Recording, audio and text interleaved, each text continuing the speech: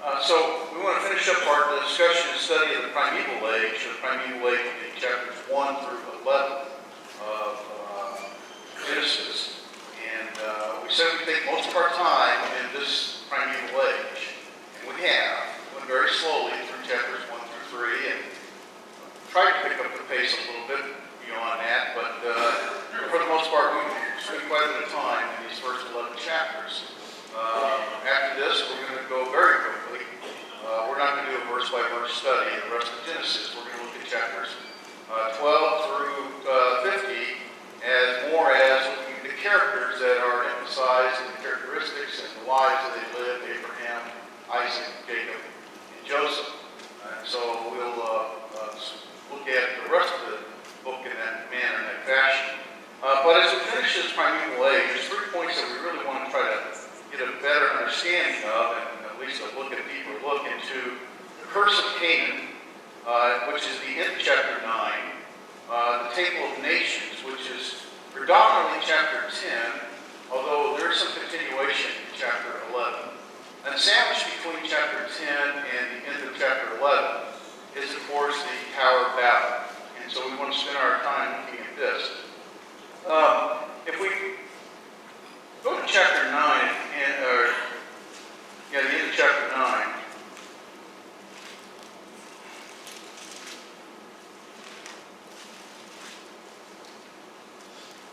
Verse 20.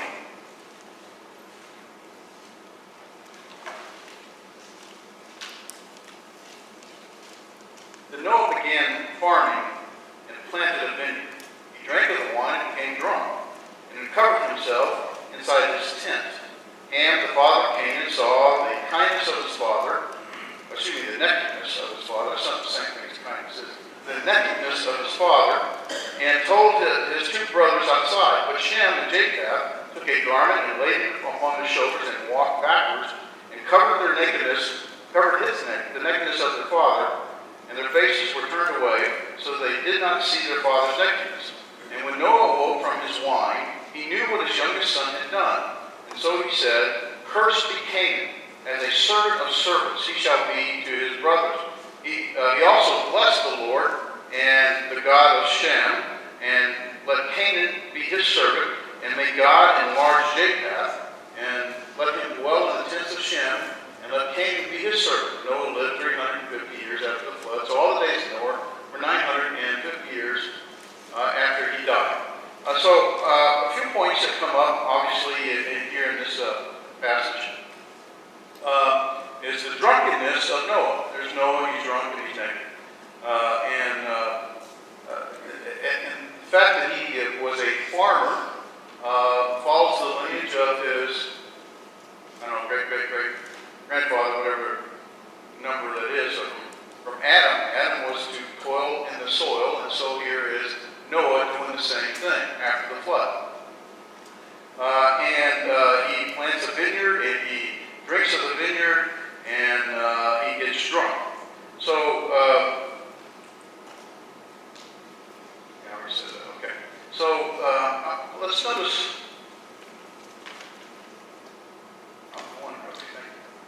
a couple of things that come out. Oftentimes people want to understand the Bible here does not condemn Noah for drunkenness. It makes no statement at all with regard to it. I can't answer why that is. It may be that Noah had no understanding of what had occurred. It's possible. He planted a vineyard, he planted grapes. If you understand the fermenting process of fruit, specifically grapes, is that grapes, once they are broken, begin to ferment immediately.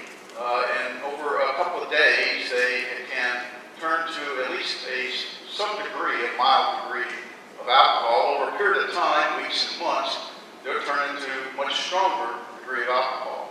Of course, we don't have the law yet where drunkenness is condemned. So it may be that it's possible that Noah was even not aware of the effects of the wine or the grape juice that he had produced. Understand that in that day, of course, they didn't have refrigerators. Not that they couldn't cool things. They would cool them by burying them in the ground or putting them in the water in a cave, generally, which would help keep things cool. milk would spoil very, very quickly, and fruit juice was often a drink that might be mixed with water, that was possibly to sanitize the water to some degree, or at least to flavor it, if nothing else.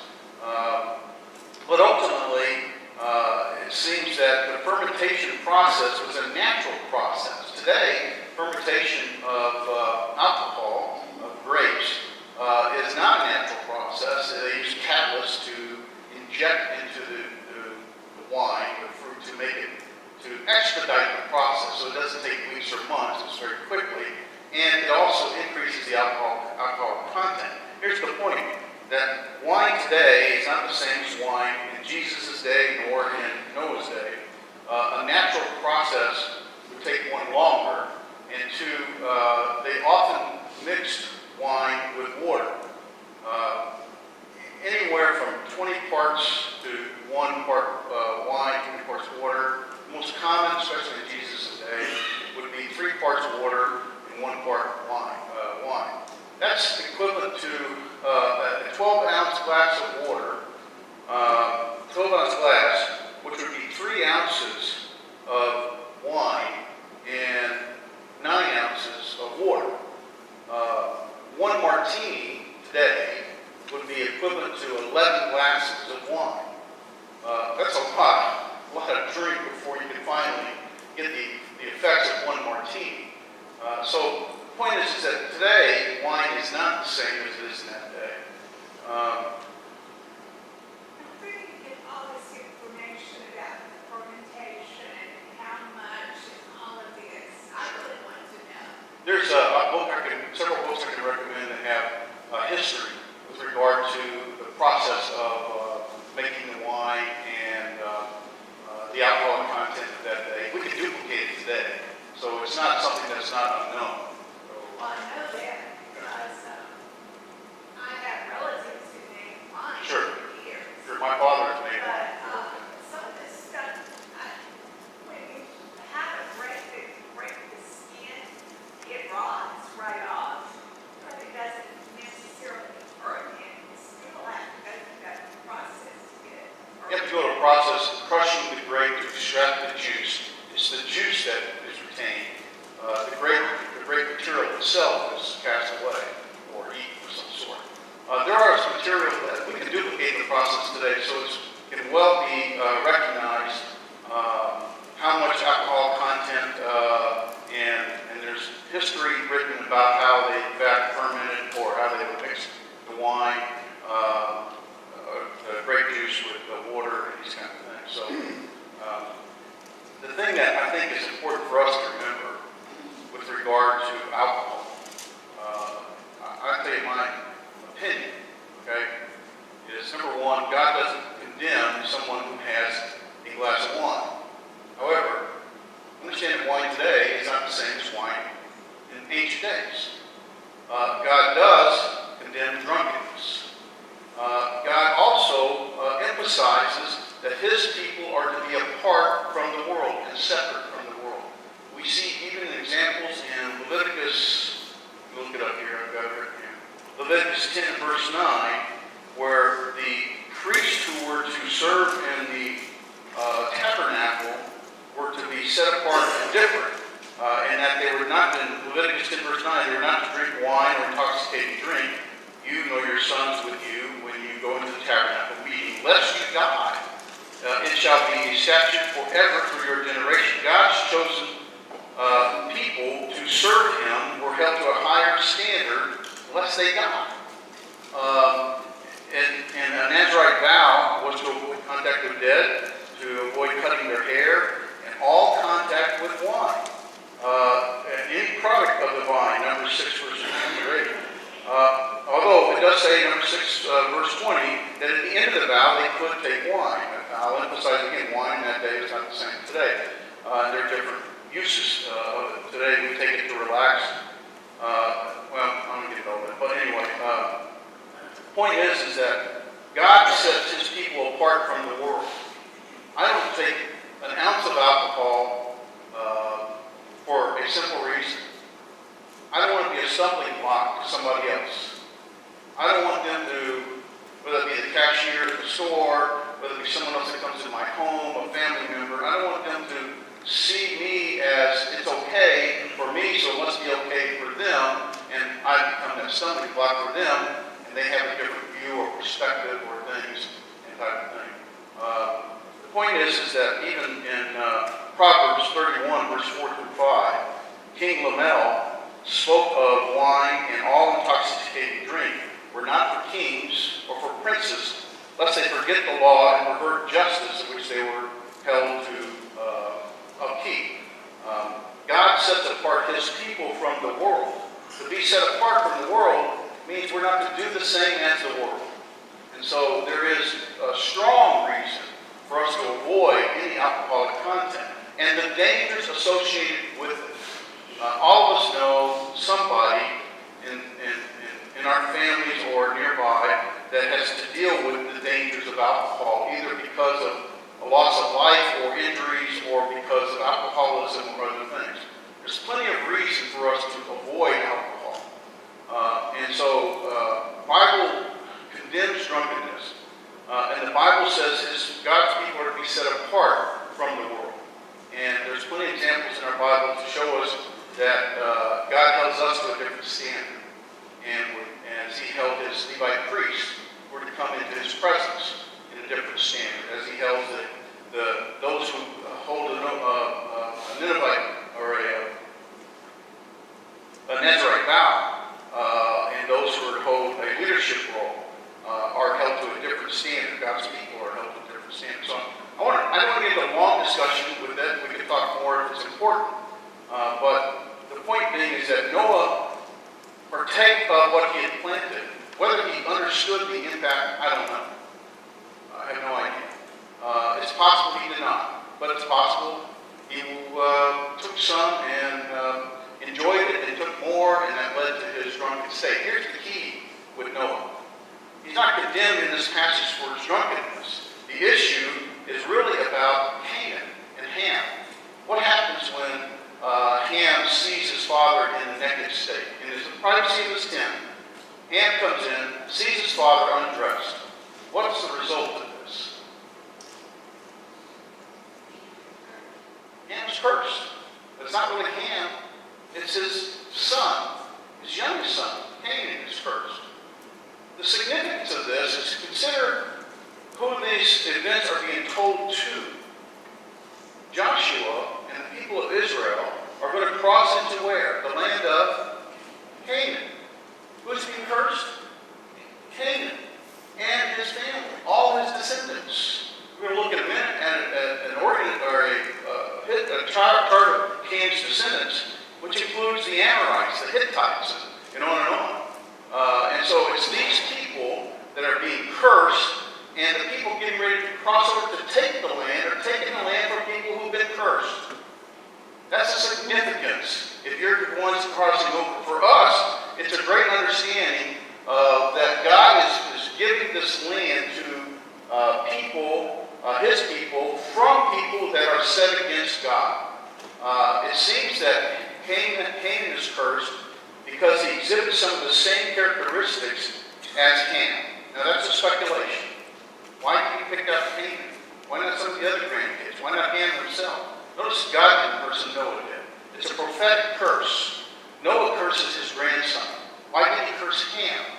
Well, it seems that possibly that Noah sees the characteristics of Ham in Canaan and curses Canaan. It's certainly prophetic in the sense that it's Canaan who Israel has to deal with and his descendants.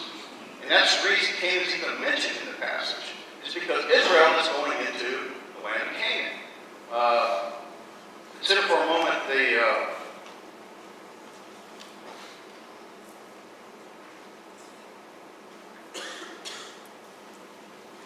society in which the Israelites lived in, the society which Noah lived in.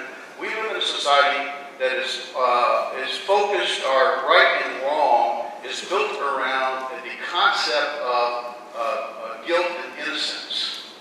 In other words, you're either guilty or you're innocent.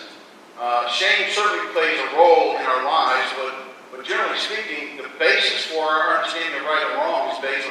innocent. Compare that to Eastern societies, including ancient societies where Noah is. It's built on honor and shame, or shame and honor. It's shameful to see your parents in an undressed state. What does Ham do when he goes in? Well, he sees his father in an undressed state. Does he cover his eyes? Does he back out, keep it to himself? No. He goes and tells his brothers about it. That's shameful. And so, as a result, Noah curses his lineage, curses Canaan. What did the brothers do, Japheth and Sheth? They honored their father by putting a blanket on their shoulders and walking backwards so they not see the nakedness of their father and cover their father. And so the story really is about not the drunkenness, and I think that's why we don't see God focusing, or the passage focusing on the drunkenness of Noah. The story is about the shame which was brought upon Noah that led to the curse of Canaan. That's what the passage is referring to, Margaret.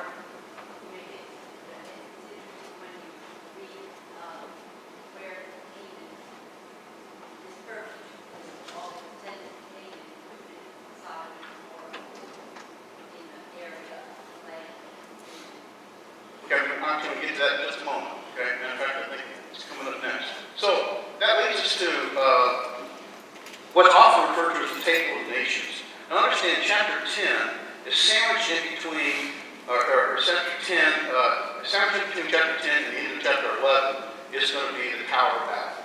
So in between these nations, we have the Table of Nations mentioned. Chapter 10 really is the Table of Nations. It starts with Japheth. Then it goes to Ham, and then to Seth. It seems to be the reverse order of age. Start with Japheth because ultimately Japheth is giving his blessing in chapter 9, and speaks about that he would end up in what does it say he was going to be? Oh, seafaring people, his lineage lives in the Indo-European group, typically where we would see part of Europe, vast areas across India and Asia Minor and Southern Europe. Chapter 10 doesn't go very deep into Japheth's lineage, predominantly because there's not a great relationship or Japheth's lineage doesn't really interface with the nation of Israel until very much later, during Alexander the Great and the Roman Empire. So Japheth's lineage doesn't have much to do with Seth's lineage until much, much later in time. And so it doesn't go very deep here. It goes deeper into Ham, specifically into Canaan, and it even gives the boundaries of Canaan. Why is that important? Well, it certainly matters to the people that get ready to cross over to the land of Canaan. And so with Ham, his descendants are predominantly in people of northeast Africa and Palestine. His descendants include Cush, which is in Ethiopia, Mizraim, Egypt, Put, which is either Somalia or Libya, Shinar, which is the lower Mesopotamian area, which is Babylon, now in Iraq. Not much, and Canaan boundaries are given because this is the land of promise which the people are going into. Now Seth's lineage is given, it's given last, and we see that,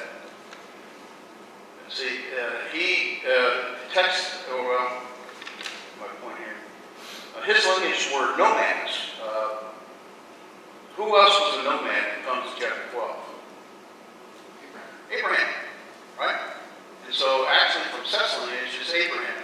And what this Table of Nations in chapter 10 kind of points out, it teaches us that all people, tribes, and nations are connected. None exists independently of the other, or is inherently superior than the other. The Table of Nations in chapter 10 is because of the Tower of Babel, where the languages are divided. God separates physically so that he can spiritually bring back together through the seed of Abraham. And so chapter 10 begins to set the stage for that. And so we see in chapter 10, we'll talk about Ham's descendants very briefly. Notice the verse 10 through 12 of chapter 10. It says, "For the beginning of his kingdom was Babel, and Erech, and Akkad, and Calneh, in the land of Shinar." Now, Shinar is the lower Mesopotamian area, where the Euphrates and the Tigris come together. It says in verse 12, "And Rezin between Nineveh and Halal is the great city." I skipped verse 11. "For the land of forth to Assyria built Nineveh, and Rehoboth, and Halal, and Rezin between Nineveh and Halal, and it's a great city."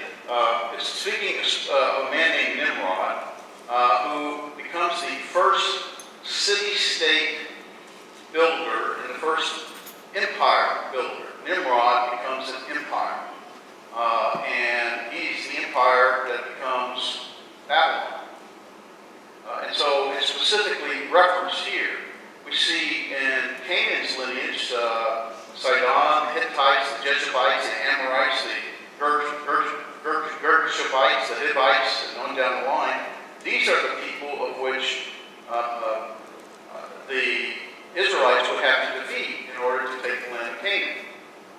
I'm not going to go through the entire list there. I want to point out a couple of things.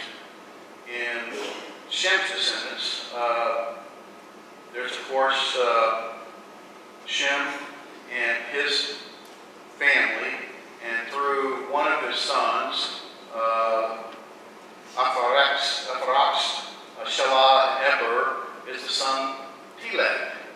Well, notice in chapter 10, in verses 21 through 32, I think for time we won't read the whole thing, but there's that lineage of Shem, and it says in verse 25, "Two sons were born to Eber, the name of one was Peleg, and his days of the earth were divided, his father's name was Joktan." And on down the line. We find then in verse 31, "These are the sons of Shem according to their families, according to their language, by the lands, according to the nations. These are the families of the sons of Noah, according to the genealogies, by their nations, out of the nations were separated on the earth after the flood." This is an account of after the flood. And we see that Peleg, if you pick up Peleg's account in chapter 11, verses 10 through 32, in verse 10, "These are the records of generations of Shem. Shem was 100 years old and became the father of somebody. 2 years after the floods, it's Arpachshad. And Shem lived 500 years and became the father of Arpachshad and other sons and daughters. And Arpachshad lived 35 years after he became the father of Shelah." And on down the line, I won't read all these names. It goes down to verse 16. Somebody say that? Verse 16, "Eber lived 34 years and became the father of Peleg." Now we pick up the lineage of Peleg in verse 18. "He lived 30 years and became the father of Reu. Peleg lived 209 years and became the father of Reu. The sons and daughters, and had other sons and daughters. Reu, 30 years. We won't read the whole thing for time, but there's a lineage of Peleg. Where does it end up? With Terah and his sons, Abram, Norah, Nahor, and Haran. And so this is given to us for a reason to understand that in between, before and after the Tower of Babel are these families, these nations. That's really all I want to bring up here. There's more we could spend time with, but I want to pick out a couple other things. The Tower of Babel. What do you think about when you think of the Tower of Babel? In chapter 11, verse 1 through 9. Huh? Different languages. Okay. What do you think of when you think of the tower itself? Yeah, real tall, cylinder-looking thing, kind of like the Tower of Pisa, except probably not leaning. Maybe leaning, I don't know. Let's read for a moment chapter 11, verses 1 through 9. "Now the whole earth used the same language, as Margaret mentioned, and the same words. Came about as they journeyed that's in the lower region of Mesopotamia, where the Euphrates and Tigris come together, which we would know as Babylon. They came to the plain of the land of Shinar, and they, what does it say? Settled there. That's important. They said to one another, "Come, let us make bricks and burn them thoroughly, and use these bricks for stone," and they used tar for mortar. They said, "Come, let us build for ourselves a city and a tower whose top will reach into heaven. Let us make for ourselves a name, otherwise we will be scattered abroad over the face of the whole earth." The Lord came down to see the city which the tower of the sons of men had built. The Lord said, "Behold, they are one people, and they are all the same language, and this is what they began to do.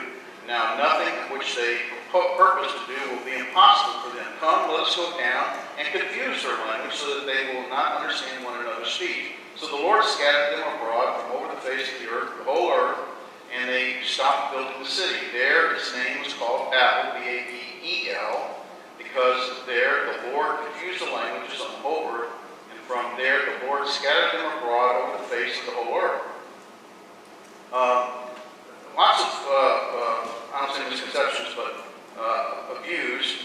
Oftentimes we think of a tower in the cylinder view, as we mentioned, that would go, up, and like the Empire State Building, that's on cylinder, but like the Leaning Tower of Giza, something of this nature. Those type of towers weren't really known in this period or in this current time frame. What was known is what we have pictured here, called a ziggurat. In that fact, you can still see these kind of ziggurats in this area. This picture is one, I think, from the city of Ur. Ur is in the land of Shinar in Mesopotamia, lower Mesopotamia area. They go anywhere from 3 to 7 or 8 stories high. They are made of brick, as was mentioned in the passage. It typically functions as a temple, but it would go high because the ancients believed the higher they went, the closer they were to the gods. And then often they would put a temple up there. And so the people determined for themselves that they would settle in this land of Shinar and build this tower. And first they built 2 things. What were the 2 things they built? A city and this tower. Tower, more likely, most possibly, is something like this, a ziggurat.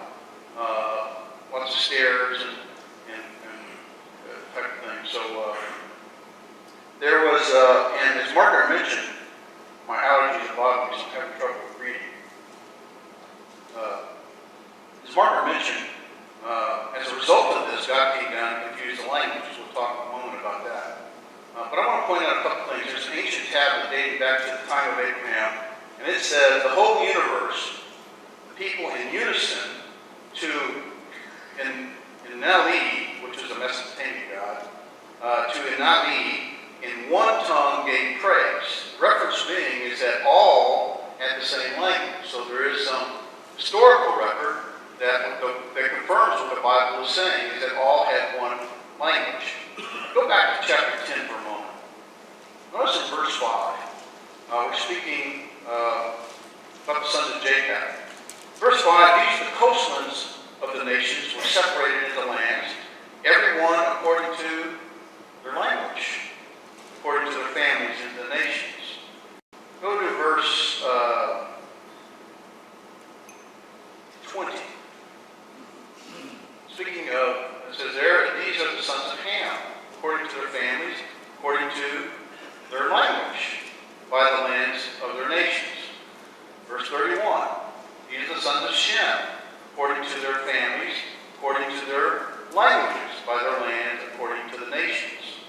The point is that the table of nations of chapter 10 is not in chronological order that says we have these different nations and then we have the Tower of Babel. These nations are a result of the confusion God brought upon the men in the Tower of Babel. That's why it's sandwiched in between the table of nations in chapter 10 and the rest of Seth's lineage in chapter 11. And so it's not in chronological order. It's talking about how the languages were once one in chapter 11. That became multitude. So you have the languages of Jacob's family, the languages of Ham's family, the languages of incest family, and as a result, they could not understand one another.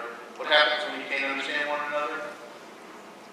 You can't work together, can't communicate, can't build the tower.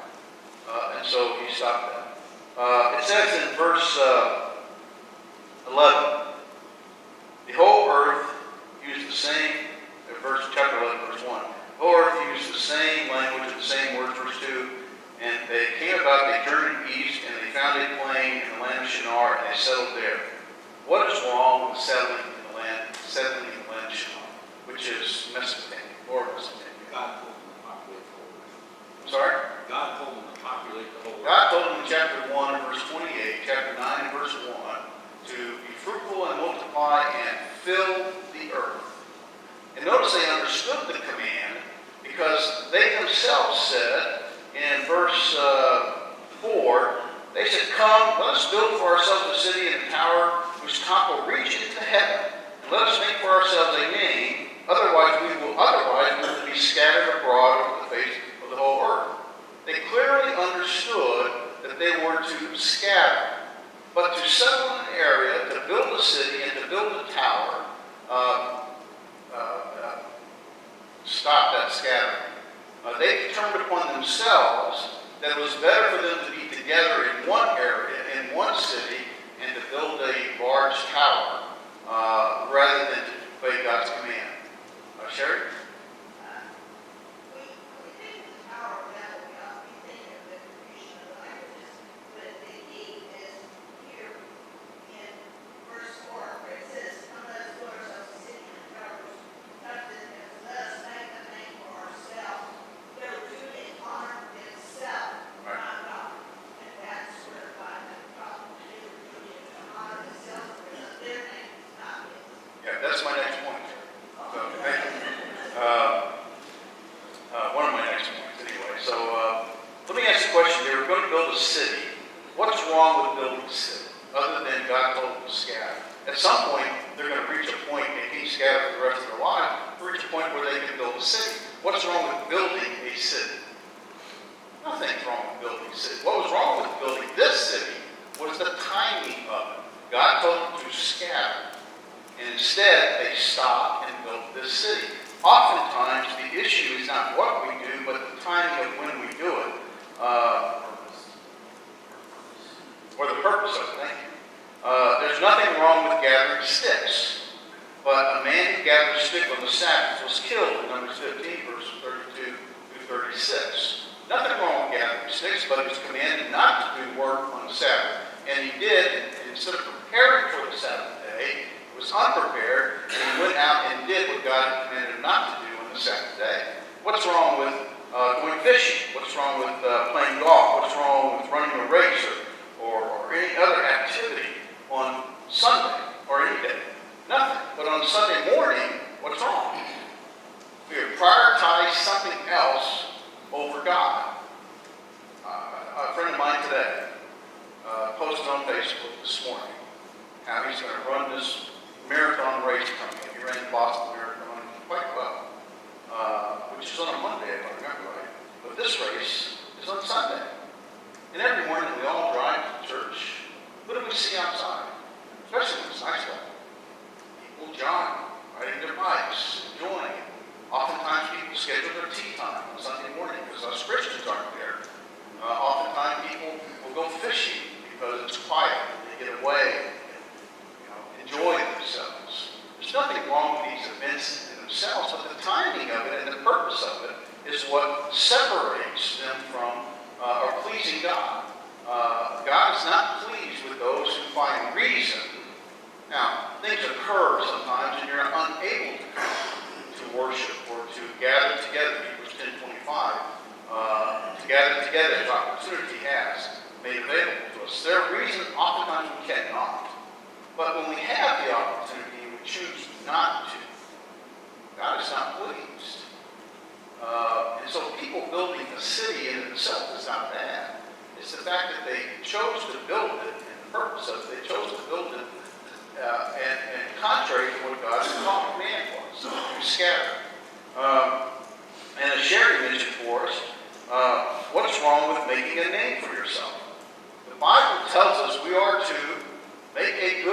for ourselves, to have a good reputation as individuals, as Christians, and as the church, by the way. Why do we publicly ask for forgiveness, or why do we ask for forgiveness from the church when we committed a sin that is public? It's a very shame upon the church. And so it tears the reputation of Christ's church down. There's nothing wrong with building a name for yourself, but to do it in a way that brings, because of pride, as Sherry was touching on, because of a prideful way or a selfish way is ungodly. It's interesting that the builder's aim was to build a tower to reach the heavens, but yet their work was so minuscule, God had to come down to see their work. What we see as magnificent and as great works, God sees as tiny little things. In contrast to human opinion of our self-achievements, God's viewpoint is different. We looked at, or mentioned last week, I think Isaiah 55, I think it's 55, yeah, 8 and 9. God's ways, my ways are not your ways, my thoughts are not your thoughts. And so his ways are higher than ours, and his thoughts are higher than ours. The Bible speaks of making a good name, Proverbs 22 verse 1, Ecclesiastes 7 verse 1. But yet, we're not to do it for selfish reasons. We're not to do it because of pride. We're not to do it for the exclusion of God. God exalts us when we are obedient to Him. As a servant of Christ, we are exalted. We don't need to do it ourselves. He does it for us when we are a servant. He was humbled himself and came upon the earth, Philippians 2, 5 and following, and humbled himself to die on the cross so that he can exalt you and I. And all those are obedient to follow him.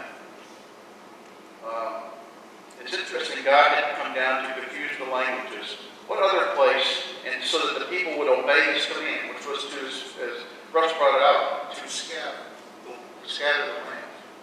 What else? Can you remember another time in the passage where God scatters his people? Acts chapter 8, verse 1. Right? Through persecution. The result was, is God's word was taken through all the land. God scatters so that the gospel can spread. He uses events so that his will can be known. One of the things that is interesting is here, Babel is spelled B-A-B-E-L, which is an Akkadian, means the gate of gods. And so that's this tower would be the B-A-B-E-L, Akkadian for the gate of gods. In Hebrew, there's a word play. It's B-A-B-A-L. B-A-B-A-L means confusion in Hebrew.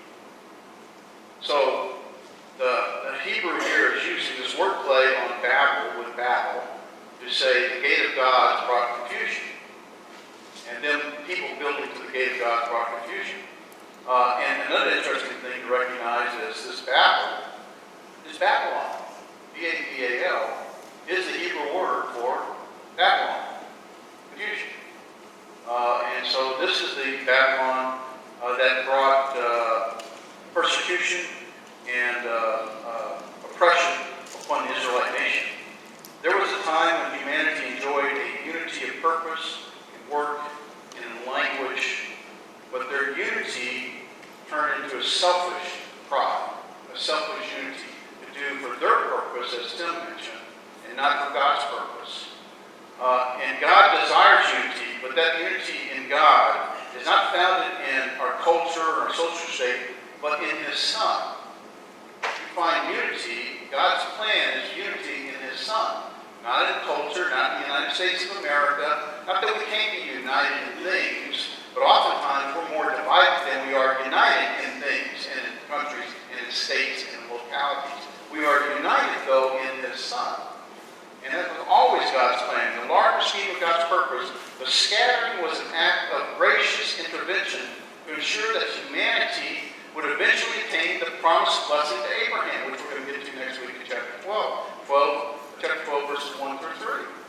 The promised blessing of Abraham was that all nations would be blessed. God scattered the nations by confusing the languages so the fact that all nations, including you and I, can be blessed. When Noah cursed Canaan, it's not necessarily cursing the individual, but cursing the nation of Canaan and his lineage. All nations are blessed through the Son, which is God's providence and will. God will do for Abraham what these people desire to do for themselves, to make a great nation and to magnify His name. And we'll see that next week. The Tower of Babel is a memorial to disobedience and not to man's accomplishments. Thanks.